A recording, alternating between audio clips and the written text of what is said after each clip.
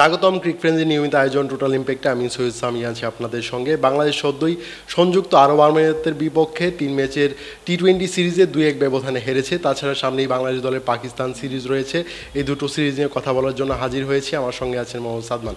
সাদমান, স্বাগতম। ধন্যবাদ। বাংলাদেশ এভাবে সংযুক্ত আরব আমিরাতের বিপক্ষে সিরিজ হেরে যাবে, এটা কি ভেবেছিলেন সিরিজ শুরুর আগে?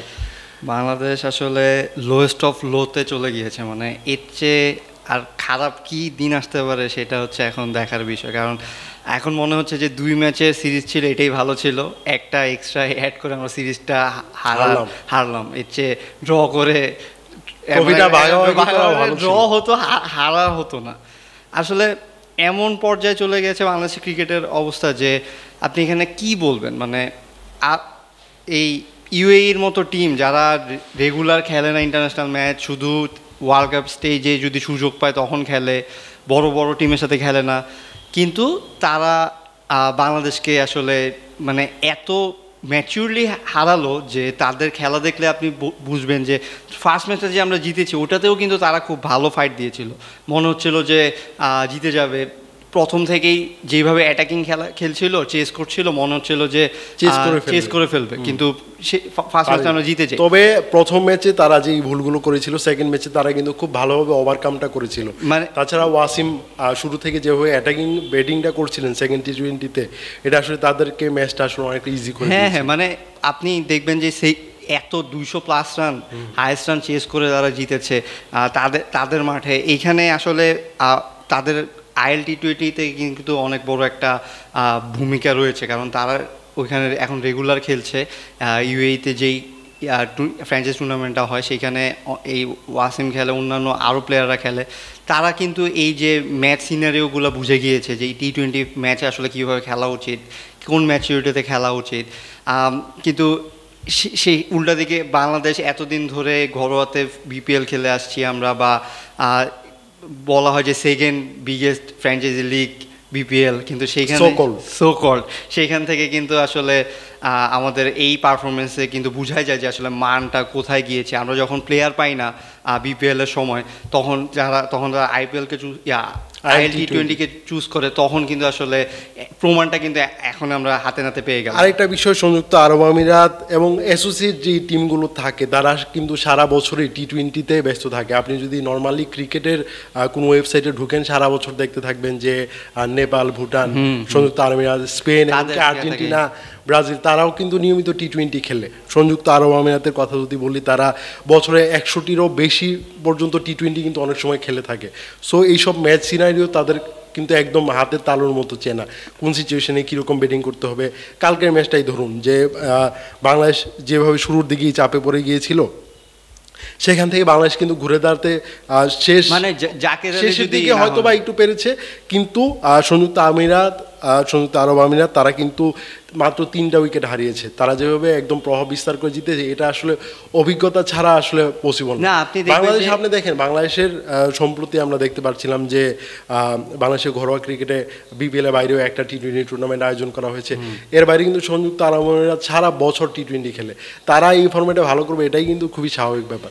তবে এটা একটা বাংলাদেশের জন্য খুবই একটা অ্যালার্মিং একটা ব্যাপার, যেটা অ্যাসোসিয়েট টিমগুলো আছে তারা অনেক বেশি টি-20 খেলছে, তাদের হয়তো বা প্রিয় প্রতিপক্ষ হয়ে উঠতে পারে বাংলাদেশ। না, প্রতিপক্ষ হয়ে উঠতে পারে না, হয়ে উঠেছে মনে হয়। মানে যদি আপনি সমীকরণ দেখেন, আপনার বাংলাদেশের টেস্ট প্লেয়িং নেশন হিসেবে বাংলাদেশ সবচেয়ে বেশি হেরেছে হচ্ছে অ্যাসোসিয়েশন কান্ট্রিগুলোর সাথে। আপনি যদি দেখেন যে আমার কাছে আয়ারল্যান্ডের কাছে তারা 2009 সালে হেরেছে, তখন তারা কিন্তু অ্যাসোসিয়েশন টিম ছিল। এরপরে আবার আয়ারল্যান্ডের কাছে 23 সালে হেরেছে, তখন অবশ্য তারা টেস্ট প্লেয়িং নেশন হয়ে গিয়েছে। কিন্তু এছাড়া আপনি নেদারল্যান্ডসের কাছে, স্কটল্যান্ডের কাছে, হংকংয়ের কাছে, আপনার নিশ্চয়ই মনে আছে যে টি-20 ওয়ার্ল্ড কাপের আগে তারা যুক্তরাষ্ট্রের কাছে সিরিজটা হারলো, সেখানে প্রস্তুতি হিসেবে গিয়েছিল। আবার অনেকে বলতে পারেন যে মানে এই টিমটাতে তো সাকিব, তামিম, মুস্তাফিজ, তাসকিন আহমেদ, তারকারা নেই। আমরা কিন্তু সাকিব, মাহমুদুল্লাহ তাদেরকে নিয়েও কিন্তু সংযুক্ত আরব আমিরাতের বিপক্ষে যুক্তরাষ্ট্রের বিপক্ষে সিরিজটাতে হেরেছি। সো আমাদের একটা মেইন এত স্ট্রেংথ একটা টিমও যদি যুক্তরাষ্ট্রের মতো দলের বিপক্ষে হারতে পারে, তাহলে এটা কিন্তু কোনো ব্যাপারই না। না, আপনি এই যে ইন্ডিভিজুয়াল প্লেয়ারের নাম বলেন, তারা তো আর সারা জীবন খেলবে না বা সারা বছর তারা খেলে যাবে না, যে তাদের সময় শেষ হয়ে গেছে, তারা দল থেকে ছিটকে গেছে, কিন্তু তাদের রিপ্লেস করার মতো বা তাদের কাছাকাছি পর্যায়ে খেলার মতো প্লেয়াররাও কিন্তু থাকছে না। আপনি ম্যাচগুলো যদি দেখেন, আমরা আমাদের পেস ইউনিট নিয়ে অনেক মানে এখন অনেক প্রাউড ফিল করি, হ্যাঁ ফ্লেক্স করি যে পেস ইউনিট অনেক ভালো, কিন্তু আপনি সেকেন্ড টি-20 যদি দেখেন, এত ক্যাজুয়ালি তারা বোলিং করেছে, মনে হচ্ছে যে তাদের বোলিং করার ইচ্ছা নেই। স্পেশালি তানজিম হাসান সাকিব, তিনি একটা ইন্টারভিউতে বলেছেন তিনি এক ওভারে 6টা ইয়র্কার মারতে পারেন, কিন্তু একটা ম্যাচ সিচুয়েশনে তিনি একটা ইয়র্কারও দিতে পারলেন না, পুরো একদম ম্যাচটা ওয়াইড নো দিয়ে একদম ম্যাচটা একদম শেষ করে দিয়ে। এটা আসলে কাম্য না। মানে এইরকম যদি আপনি ম্যাচ সিনারিওতে আপনি যদি ম্যাচটাকে ধরতে না পারেন, তাহলে এতদিনের আসলে খেলাটার কি মানে থাকলো? বা আমি কিন্তু কালকে রিশাদ হোসেনের বোলিংটা দেখো আমার কিন্তু খুবই মানে আক্ষেপ হয়েছে। তিনি পিএসএল এর সদস্য, এই মানে পিএসএল টা চলছে, পিএসএল এর যে কয়টা ম্যাচে কিন্তু খেলেছিলেন রিশাদ হোসেন, এই কয়টা ম্যাচে তার বোলিংটা একটু দেখেন, এই ম্যাচটাতে দেখেন, আমার মনে হয় যে একটু গাছাড়া বোলিং করেছেন রিশাদ হোসেন। না আসলে তাকে টার্গেট করে মারতে পেরেছে, এটা খুবই মানে খারাপ বিষয় যে আপনি তাকে আমরা যে একটা মানের স্পিনার মনে করি, তিনি আসলে সেই মানের স্পিনার নন। এটা আসলে কিন্তু সংযুক্ত আরব আমিরাতের ব্যাটাররা কিন্তু বারবার কিন্তু প্রমাণ করে দিয়েছে। না সেটাই, মানে আপনার লেগ স্পিনাররা কিন্তু মার খায়, এটা একটা স্বাভাবিক ব্যাপার, কিন্তু একটা গা ছাড়া ভাবটা যদি আসে তাহলে কিন্তু মানে যে কোনো ছোট দলই হোক তারা আপনার উপর চড়া হবে, এটা খুবই স্বাভাবিক ব্যাপার। আপনার এখানে আসলে ছোট দলের তো কথা না, আপনি আসিফ খান যখন কালকে খেলছিলেন তখন কিন্তু, বা আলিশান যখন খেলছিলেন তখন কিন্তু তাদের দেখে মনে হয় তারা ছোট টিমের প্লেয়ার। তারা এত ক্যালকুলেটিভভাবে ম্যাচটা খেলেছে যে আপনার মানে এই ম্যাচে আসলে তাদের হারার কিছু নেই, হারার মানে হাতের মুঠোই ছিল। লাস্ট ওভারটা যদি মোহাম্মদ ওয়াসিম 23 রান বা 26 রান না দিতেন, তাহলে কিন্তু এই রান পর্যন্ত যেতে পারতো না। আমাদের টপ অর্ডার এক ম্যাচে ইমন সেঞ্চুরি করলেন, মাঝখানে ম্যাচে খেললেন না, এরপরে এসে আবার 0 করলেন। এই যে ধারাবাহিকতার অভাব, মানে আপনি সেঞ্চুরি করেছেন, পরের ম্যাচটা অন্তত আপনি 40 করেন, 30 করেন। আপনি যদি এক ম্যাচে হয়, তাহলে যদি একটা সিরিজে প্রথম ম্যাচটা যদি ফ্লুক হিসেবে আমরা প্রত্যেকবার যদি এরকম ধরে নিই যে না এক ম্যাচ ভালো খেলবে আর আসলে খবর থাকবে না। আর এইখানে আসলে আমি টিম ম্যানেজমেন্টকে একটু আসলে দায় অবশ্য দিতেই হবে।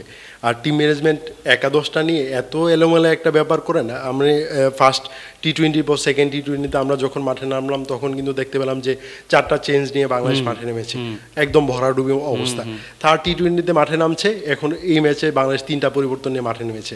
একটা একাদশে যখন এত ওলট পালট হবে, একটা টিম কম্বিনেশনই তো দাঁড়াবে না, কিন্তু যত ছোট দলের বিপক্ষে হোক আপনি এত পরীক্ষা নিরীক্ষা কিভাবে চালাবেন? কিন্তু আপনার তো এই ছোট দলের বিপক্ষে পরীক্ষা নিয়ে আসলে চালাতে হবে। আমি বলতে চাচ্ছি যে শাফেল করে খেলানোটার কিন্তু স্টেজ এগুলাই, যে আপনি ইউএর এগেনস্টে বা ছোট দল আপনি পরিবর্তনটা করেন, এটা নিয়ে কোনো আসলে অবজেকশন নেই। আপনি এরকম যদি সিচুয়েশন হয়, আপনি যদি আপনার বেঞ্চে কারা বসে থাকবে তাদেরকে যদি কাজে লাগাতে চান, আপনি ইন্ডিয়াকে ফলো করতে পারেন। তারা একটা বি টিম পাঠায়, আপনি সংযুক্ত আরব আমিরাতে আপনি মেইন টিমটা না পাঠিয়ে পাকিস্তানের জন্য রেখে দিতেন এবং যারা বেঞ্চে বসে আছে তাদের দিয়ে আপনি সংযুক্ত আরব আমিরাতের বিপক্ষে খেলাতেন। এটা একটা ভালো একটা চয়েস হতো। কিন্তু ভালো চয়েস হলে আমাদের মেইন টিমই তো আসলে স্ট্রাগল করছে। আপনি বি টিম যে বানাবেন, সেই বি টিমের জন্য তাহলে আপনার তো এই সুযোগটা নাই যে আপনি একটা টিমকে নিয়ে যে বেঞ্চের স্ট্রেংথ এক্সপেরিমেন্ট করবেন একটা ছোট দলের বিপক্ষে। এই স্ট্রেংথ আপনার নেই, এটা বুঝতে হবে। সো আপনার একটা মেইন টিম ধরে ওইভাবেই খেলা উচিত ছিল, সিরিয়াসলি খেলা উচিত। এখন সিরিয়াসলি আপনি ফার্স্ট ম্যাচ জিতে গিয়েছেন, আপনি তো ভাবছেন যে ওয়াসিমের উইকেটটা নিয়ে নিলে আসলে আমরা আর কেউ বাধা হয়ে দাঁড়াবে না, সো আমরা জিতে যাব সেকেন্ড ম্যাচে। এই জন্য সেই কথা চিন্তা করেই কিন্তু আপনি সেকেন্ড ম্যাচে এতগুলো চেঞ্জ করেছেন। কিন্তু আপনার তো আসলে বাস্তবতা কঠিন। তারা যে মানে এত ভালোভাবে ফলো করেছে বা বাংলাদেশকে মানে স্টাডি করে এসেছে, সেটা হয়তো তারা বাংলাদেশ টিম ওইভাবে কেয়ার করে নি বা গা ছাড়াভাবে যেটা বলছে সেটা খেলছেন। এখন আপনি দেখবেন যে রিশাদ বা নাহিদ রানা ডেবিউ হলো, কিন্তু ডেবিউটা কিন্তু খুবই খারাপ হলো। ইউএর এগেইনস্টে প্রথম ওভারটাতে যেভাবে নো ওয়াইড এক্সট্রা রানগুলো দিয়েছেন, মানে কোনো বল হওয়ার আগেই 7-8টা রান কিন্তু নাহিদ কিন্তু দিয়ে দিয়েছিলেন। এই জায়গাটায় আমরা কিন্তু পিছিয়ে পড়েছিলাম। এখন এই যে এই প্লেয়ারগুলো রিশাদ হোসেন, নাহিদ, তাদেরকে নিয়ে আমরা এত মানে কথা বলছি যে তারা ফ্র্যাঞ্চাইজিতে সুযোগ পাচ্ছে, তারা বিদেশি ফ্র্যাঞ্চাইজিরা তাদেরকে মানে সুযোগ করে দিচ্ছে বা তাদের একটা ডিমান্ড রয়েছে, কিন্তু তারা আপনি ন্যাশনাল টিমে যদি এরকম পারফরমেন্স করে তো এই ডিমান্ডটা কিন্তু থাকবে না। আপনি যতই ফ্র্যাঞ্চাইজিতে ভালো খেলুন বা খেলুন, আপনি যদি ন্যাশনাল টিমে পারফর্ম করতে না পারেন আপনার দিন শেষে এই উদাহরণটা মুস্তাফিজুর রহমানের ক্ষেত্রে কিন্তু খুব ভালোভাবে প্রযোজ্য। মুস্তাফিজুর রহমান যখন দেখলেন যে জাতীয় দলে কিন্তু তিনি কিন্তু অনিয়মিত হয়ে পড়েছিলেন। আপনি যদি বলতে পারেন মুস্তাফিজুর রহমান কিন্তু লাস্ট বাংলাদেশে বেশ কয়েকটা টি-20 সিরিজে একদম অটোমেটিক চয়েস কিন্তু ছিলেন না। তার পরিবর্তে অন্য পেসাররা কিন্তু খেলেছেন, তানজিম হাসান সাকিব খেলেছেন, নাহিদ রানা খেলেছেন, তাসকিন আহমেদ শুধু নিয়মিত খেলেছেন ইনজুরিটার আগ পর্যন্ত। সো জাতীয় দল থেকে বাদ পড়ার পর কিন্তু মুস্তাফিজুর রহমান কিন্তু আইপিএলের সুযোগ পাননি, পিএসএলের সুযোগ পাননি, সেই প্রত্যাশা কিন্তু ছিল। এখন কিন্তু হুট করে যেহেতু প্লেয়ার পাওয়া যাচ্ছে না, সেই জায়গায় হয়তো বা মুস্তাফিজ সুযোগ পেয়েছেন। এটা আমাদের ক্রিকেটারদের মাথায় রাখা উচিত, যদি জাতীয় দলের হয়ে পারফরমেন্স করতে না পারেন পৃথিবীর কোনো ফ্র্যাঞ্চাইজি লিগে তারা আসলে জায়গা পাবেন না। সেটাই এখন কথা। আপনি যে দেখবেন যে সাকিব আল হাসান এত ন্যাশনাল টিমে থেকে এত দূরে এখনও, কিন্তু তার কিন্তু ডিমান্ড এখনও রয়েছে। মানে ডিমান্ড রয়েছে বলতে ফার্স্ট চয়েস না হলেও সেকেন্ড বা থার্ড চয়েসে তাকে নিয়ে চিন্তা করবেন। তার যে বয়স হয়েছে বা তিনি ন্যাশনাল টিমে যেভাবে বাইরে, তার এই পারফরমেন্সটার জন্যই কিন্তু তাকে এখনও তার ভ্যালুটা রয়েছে। তিনি যখন ব্যাটিংয়ে ফর্ম ছিল না তখন কিন্তু বোলিং দিয়ে তিনি চেষ্টা করেছেন যে যতটুকু টিমকে সাহায্য করা যায়। বলিংয়ে না পারলে তখন ব্যাটিংয়ে করেছেন। এইভাবেই কিন্তু তিনি পুরো ক্যারিয়ারটা শেষ করেছেন বা চেষ্টা করেছেন, সেটার ভ্যালু এখনও তিনি পাচ্ছেন। এই যে মেহেদী হাসান মিরাজ, তিনি ন্যাশনাল টিমে নেই, কিন্তু তাকে কিন্তু লাহোর ঠিকই ডেকে নিয়ে গেছে, যদিও প্লেয়ার সংকটে নিয়ে গেছে, কিন্তু তিনি কিন্তু মানে ইম্প্যাক্টফুল। এই যে বাংলাদেশে আপনি মেহেদী হাসান মিরাজের কথা যদি বলেন লিমিটেড ওভারের ক্রিকেটে, স্পেশালি আমি যদি বলি ওয়ানডে ক্রিকেটে, মেহেদী হাসান মিরাজ চমৎকার একজন ক্রিকেটার। আপনি যদি র্যাঙ্কিংয়ের হিসাব করেন তিনি বিশ্বসেরা অলরাউন্ডারদের যে তালিকা আছেন সেখানে সেকেন্ডে আছেন, রবীন্দ্র জাদেজার ঠিক পরেই। এটা আসলে তার মেরিট আসলে বোঝায় তিনি কত বড় মাপের ক্রিকেটার। না, তিনি যে পারফর্ম করছেন এটা তো আসলে প্রুফ। বাংলাদেশকে লাস্ট কয়েকটা ম্যাচ যদি কেউ বাঁচিয়ে থাকে সেটা কিন্তু মেহেদী হাসান মিরাজ তিনি কিন্তু এরকম ভাবে কনফিডেন্স ছিলেন যে আমাকে যেখানেই খেলানো হোক আমি চেষ্টা করব যে টিমের জন্য কন্ট্রিবিউট করার। এইরকম ক্রিকেটারদের ক্ষেত্রে আপনি দেখবেন যত ক্রিকেটারের উপর এরকম পরীক্ষা নিরীক্ষা করা হয়েছে যে আজকে ওপেনিংয়ে, কালকে মিডল অর্ডারে, এরপর নিচের দিকে আরও এরকম পরীক্ষা নিরীক্ষা করানোর ফলে ক্রিকেটার কিন্তু হারিয়ে যান। মেহেদী হাসান মিরাজ প্রত্যেকটা চ্যালেঞ্জ মোকাবেলা করে কিন্তু টিকে আছেন। এটা কিন্তু ভার্সেটাইল, যে মেহেদী হাসান মিরাজ যে একজন ভার্সেটাইল ক্রিকেটার এটা কিন্তু বারবার কিন্তু প্রমাণ হয়েছে। এই যে ইউএর এগেনস্টে আপনার শেখ মেহেদীকে নেওয়া হয়েছিল মেহেদী হাসান মিরাজের জায়গায়, একই ক্যাটাগরির কিন্তু দুইজন প্লেয়ার, কিন্তু আপনার যে বেটার পারফরমেন্স করেছে, যে বিপিএলের এত টপ পারফর্মার, তাকে বাদ দিয়ে আপনি আয়োজনকে নিয়ে নেন একই ক্যাটাগরি, তাকে আবার ভাইস ক্যাপ্টেন রোল দিলেন। এটা আসলে বোর্ড বা ম্যানেজমেন্টের কি টাইপের কল সেটা আসলে তারাই ভালো জানবে। এই যে এখন আসলে তিনি আবার সুযোগ পেয়েছেন পাকিস্তানের বিপক্ষে, সৌম্য সরকার ইনজুরিতে পড়ার কারণে তার আবার ডাক এসেছে। তিনি এই যে ঠিকই আবার বাংলাদেশের হয়ে পারফর্ম করবেন। তিনি পিএসএল যাওয়ার আগে কিন্তু বলেছিলেন যে বিপিএলে টপ পারফর্মার হওয়ার পরেও তবে আমার দলে না থাকাটা একটু কষ্টের। তবে আমার মনে হয় বিসিবি কিন্তু এই জায়গাটা আরেকটা বোকামি কিন্তু করেছে। আপনি একজন ওপেনারের বদলে আপনি একজন অলরাউন্ডার নিচ্ছেন। আপনার যদি অলরাউন্ডারের একটা প্রয়োজন হতো আপনি কিন্তু আগেই কিন্তু একটা অলরাউন্ডার নিয়ে রাখতেন। একটা সিরিজ শেষ, দুইটা সিরিজের জন্য দল ঘোষণা করলেন, একটা সিরিজ শেষ হলো, তখন আপনার মনে হলো যে আমার আসলে একটা ওপেনারের বদলে একটা অলরাউন্ডার নেওয়া উচিত। সৌম্য সরকার আসলে এখন কিন্তু অলরাউন্ডার রোলেও খেলে, কিন্তু সৌম্য সরকারকে আপনি আসলে অলরাউন্ডার হিসেবে বিবেচনা করতে পারবেন না। আমি স্পেশালি বলি,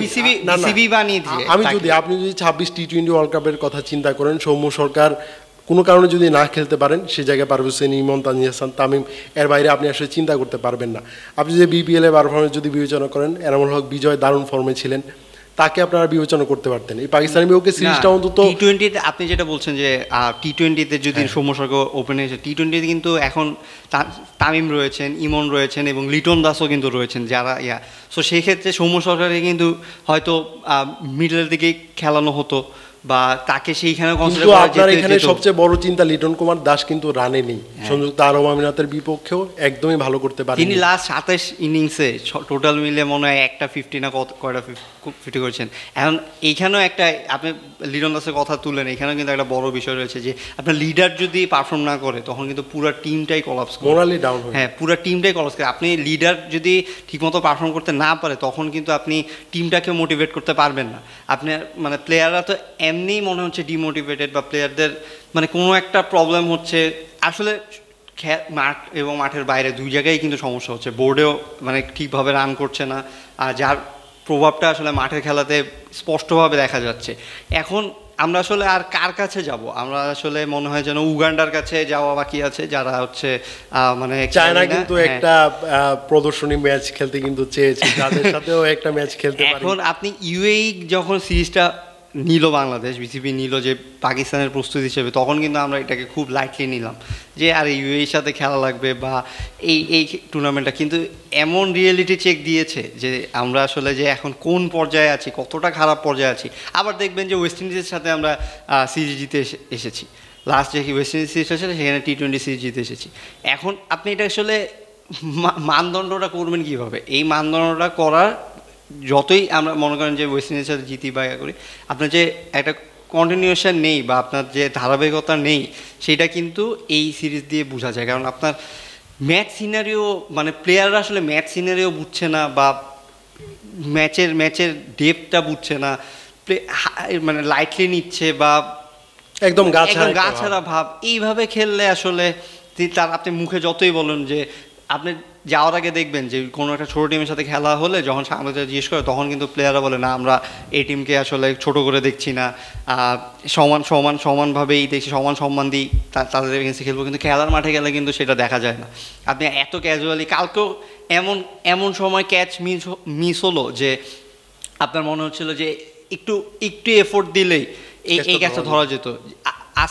আসিফের ক্যাচ মনে হয় আমার তিনি ওই সময় যদি উইকেটটা পড়ে যেত ম্যাচ সিনারিওটা হয়তো চেঞ্জ হয়ে যেত। আর ক্যাচটা ফালার পরে আমার মনে হয় তামিম ক্যাচটা ফেলেছেন, সো তিনি ছক্কা হয়ে গেল, তার রিয়াকশন দেখে মনে হচ্ছে যে ব্যাপার নেই, একটা পাড়ার খেলা, মানে পাড়ার খেলাতেও মনে হয় যে এতটা ক্যাজুয়ালি নেয় না। সো এই জিনিসগুলো আসলে যদি ওভারকাম না করতে পারি বাংলাদেশের, আমি আগে শোতেও বলেছিলাম যে বাংলাদেশ আসলে মাইনাসে চলে গিয়েছে, বাংলাদেশের পারফরমেন্স, বাংলাদেশে আসলে জিরোতে আসতে হবে।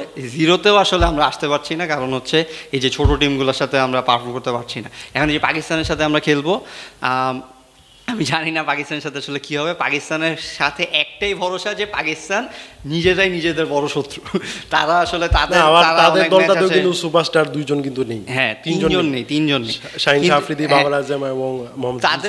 তাদেরও আসলে অনেক ধরনের সমস্যা হচ্ছে, বোর্ডের সমস্যা রয়েছে, তারাও আসলে এরকম করে যে ছোট টিমের সাথে তারা হেরে যায়, কিন্তু বাংলাদেশের সাথে আবার তারা মোটামুটি ভালো পারফরমেন্সই করে সবসময়। মানে দুইটা দলই আনপ্রেডিক্টেবল, তো আসলে কারা জিতবে, আসলে খারাপ খেলে জিতবে সেটা এখন দেখার বিষয়। কিন্তু আমার মনে হয় যে আমাদের যেই প্লেয়ারগুলো রয়েছে তাদের পটেনশিয়াল খুবই ভালো, তারা এরকম ওয়ার্ল্ড কাপ উইনিং টিম থেকে এসেছে, আন্ডার-19 ওয়ার্ল্ড কাপের অনেক প্লেয়ার আছে যেখানে এখন খেলছে বাংলাদেশ টিমে। এই ব্যাচটা যদি আসলে ক্লিক না করে তাহলে বাংলাদেশের ক্রিকেটের ভবিষ্যৎ নিয়ে আসলে কঠিন অবস্থা। কারণ একটা ওয়ার্ল্ড কাপ উইনিং টিমের মেন্টালিটি এরকম হওয়ার কথা না, তারা যেভাবে উঠে এসেছে, ন্যাশনাল টিমকে এখন সার্ভ করার বয়স তারা এখনও ইয়াং, তাদেরকে আসলে ইয়াং বলা হয়। কিছু লিটন দাস, মিরাজের মতো কিছু এক্সপিরিয়েন্স প্লেয়ার রয়েছে, তাদের কম্বিনেশনটা যদি ভালো না হয় তাহলে আসলে আমরা মাইনাসে থেকে মাইনাসেই যেতে থাকবো এবং এক সময় দেখা যাবে আমরা অ্যাসোসিয়েট টিম হয়ে গিয়েছি। পাকিস্তান সিরিজে কি নাহিদ রানাকে মিস করবেন কিনা? রানা কিন্তু গতকালকেই পাকিস্তান সিরিজ থেকে নামটা উইথড্র করে নিয়েছেন, হয়তো বা মেন্টাল ট্রমা বা অন্য কোনো বিষয়। তার বিকল্প কিন্তু কাউকে বিসিবি কিন্তু নিচ্ছে না, এটা কিন্তু স্পষ্টভাবে জানিয়ে দিয়েছে। হ্যাঁ, এখন আসলে নাহিদ রানাকে মিস করার মতো আসলে নাহিদ রানা পারফরমেন্স আসলে টি-20 ইন্টারন্যাশনাল টি-20তে করেনি, তার ডেবিউটাও ভালো হয়নি। একটা টি-20 খেলেছেন, তার ডেবিউটাও তো ভালো হয়নি। সো মিস করার বিষয়টা নেই, কিন্তু আমার মনে হয় যে এইবার আসলে তিনি তার যে এক্সপিরিয়েন্স করে এসেছেন পিএসএল থেকে সেইটা থেকেই হয়তো তিনি সরিয়ে নিয়েছেন। আসলে মেন্টালি যদি আপনি কোনো একটা ব্লকেজ থাকে আপনার পারফরমেন্স এমনও আসবে না। সো সেই ক্ষেত্রে আমার মনে হয় যে যেই টিম আছে পেস ইউনিটে নাইটরা না থাকলেও কিন্তু ভালো ভালো পেসাররা রয়েছে এখনও আমাদের, সাকিব রয়েছেন, হাসান মাহ রয়েছেন, শরীফুল রয়েছেন, তারা যদি পারফর্ম করতে পারেন ইনাফ, এর চেয়ে বেশি আসলে আমার মনে হয় না। কিন্তু পিএসএল খেলতে অলরেডি মিরাজ আছেন, সাকিব আছেন, রিশাদ এবং জয়, এর মধ্যে দুইজন কিন্তু আবার পাকিস্তানের সাথে পাকিস্তানের কাছে খেলবেন। সো আমার মনে হয় যে সেই এক্সপিরিয়েন্সটা নিয়ে তারা হয়তো সেই ইনপুটটা দিবেন এবং পাকিস্তান সিরিজটা একটা মানে রিডেমশন হবে আবার মনে হয়, কারণ ইউএর কাছে হারাটা এতটাই খারাপভাবে গেছে যে এখন একটা এরকম, যেমন ওয়েস্ট ইন্ডিজের সাথে জিতাটা একটা ধামাচাপা দিয়েছিল, তাও যে ওয়ার্ল্ড কাপের বাজে পারফরমেন্স, কিন্তু এখন যদি পাকিস্তানের সাথে আবার খেলতে পারে আবার হয়তো একটু চাঙ্গা হবে, প্লেয়াররাও একটু চাঙ্গা হবে। কিন্তু এই মানে কন্টিনিউশনটা থাকতে হবে যে না আমরা জিতবো বা ফাইট করব, এটা যতদিন না আসছে ততদিন আসলে এই অ্যাসোসিয়েট টিম আপনি আয়ারল্যান্ডের কাছে দেন, জিম্বাবুয়ের কাছে দেন, জিম্বাবুয়ের কাছে মানে তাদের কাছে আমরা হারব। ধন্যবাদ সাদমান আমাকে সময় দেওয়ার জন্য। ধন্যবাদ। দর্শক, ক্রিক ফ্রেন্ডের নিয়মিত আয়োজনে আমাদের সঙ্গে থাকার জন্য ধন্যবাদ। পরবর্তী কোনো পর্বে অন্য কোনো বিষয় নিয়ে আবার কথা বলবো, সে পর্যন্ত আমাদের সঙ্গে থাকুন।